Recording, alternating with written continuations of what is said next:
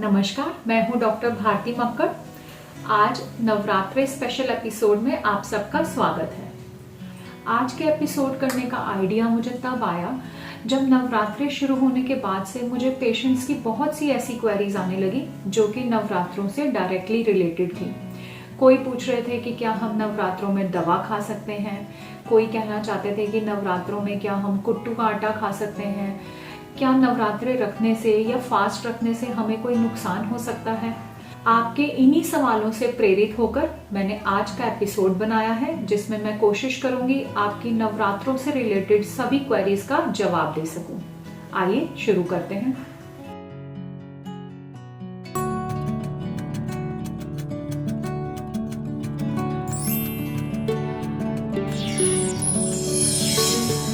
भारत में नवरात्रे सभी जगह मनाए जाते हैं। नॉर्थ इंडिया में खास तौर पे नवरात्रों में व्रत रखने का प्रचलन है। नवरात्रों में व्रत रखना या उपवास रखना का आध्यात्मिक तौर पर तो बहुत महत्व बताया ही है, पर आयुर्वेद में भी फास्टिंग को बहुत अच्छा बताया है। इवन आजकल मॉडर्न साइंस में भी फास्टिंग को बताया जाता है कि थोड़े दिनों में, महीने में एक बार फास्टिंग करना अच्छा रहता है। अगर आयुर्वेदा की बात करें तो आयुर्वेदा में शुरू से ही कहा है कि अगर आप फास्ट रखते हैं, व्रत रखते हैं या उपवास करते हैं तो ये हमारे पाचन तंत्र के लिए स्पेशली बहुत अच्छा है।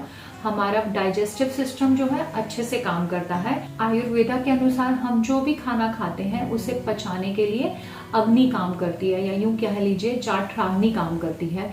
ये अग्नि लगातार खाना पचा पचा कर बहुत मंद हो जाती है, यानी कि जिनका डाइजेस्टिव सिस्टम वीक हो जाता है, अगर वो लोग उपवास रखते हैं, वो लोग अग्नि को रेस्ट देते हैं एक दिन के लिए, ज्यादा हैवी खाना नहीं खाते, उस दिन हल्का खाना खाते हैं या बिना खाना के ही रहते हैं, तो हमारी अग्नि जो है वापस तेज हो जाती है, यानी कि डाइजेस्टिव सिस्टम और स्ट्रांग हो जाता है।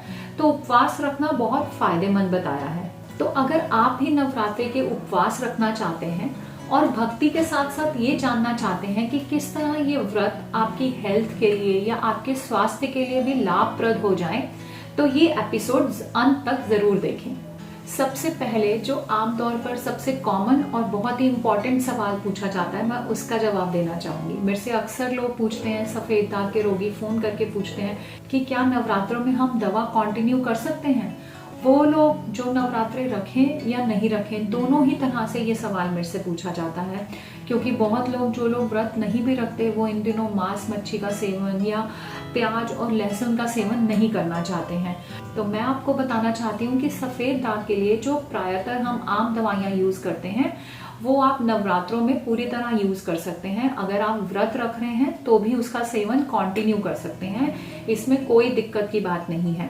लेकिन अगर कोई कोलेस्ट्रॉल की दवाई आयुर्वेदिक ले रहा है तो उसमें जरूर कई बार लहसुन आदि वटी दी जाती है या लहसुन के ही मिक्सचर दिए जाते हैं, तो वो अगर आप चाहते हैं तो नवरात्रों के दिन में थोड़े दिन रोक सकते हैं।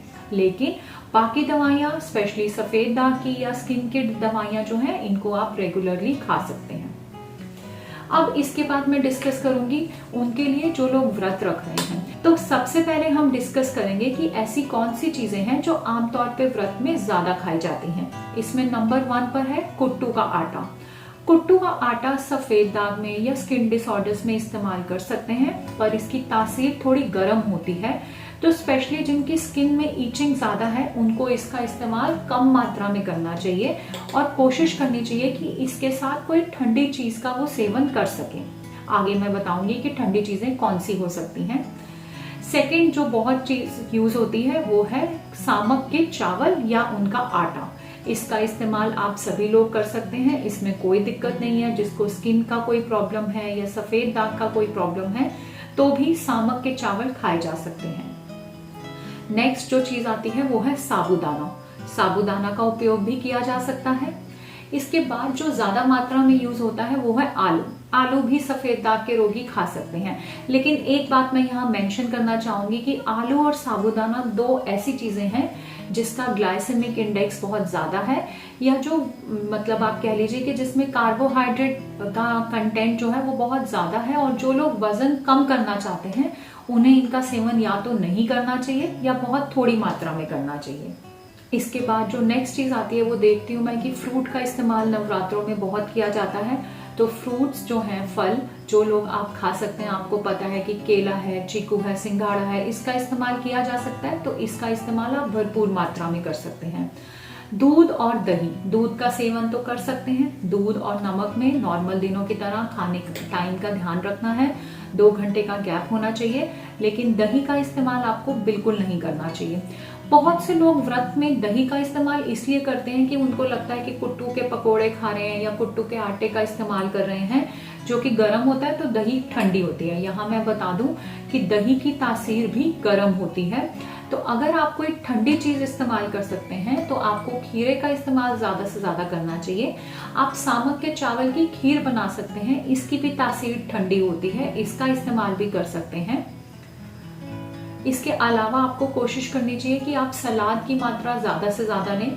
कुछ अच्छे नट्स की क्वांटिटी ले सकते हैं, जैसे आप बादाम, तो सफेद दाग के रोगी रोज खाते ही हैं, तो बादाम ले सकते हैं, आप अखरोट ले सकते हैं, आप मखानों का इस्तेमाल कर सकते हैं। व्रत में ज्यादातर लोग सेंधा नमक का इस्तेमाल करते हैं, ये वैसे भी हमारे लिए हेल्दी होता है, तो इसका भी इस्तेमाल आप कर सकते हैं।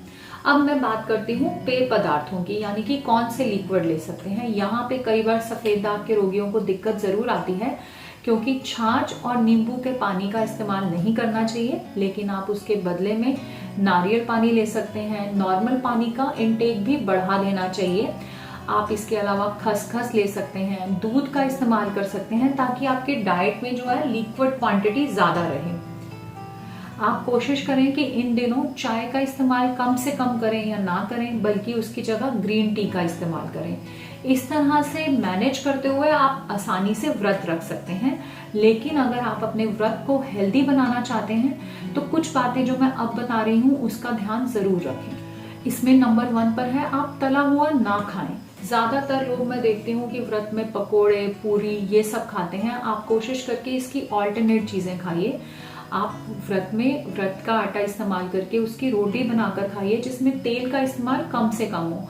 ऑल्दो तला हुआ जो है वो सफेद दाग के रोगी के लिए डायरेक्टली हार्मफुल नहीं है, तला हुआ खाना अलाउड होता है, पर अत्यधिक में तला हुआ खाना अच्छा नहीं है सेहत के लिए, इसलिए नहीं खाना चाहिए।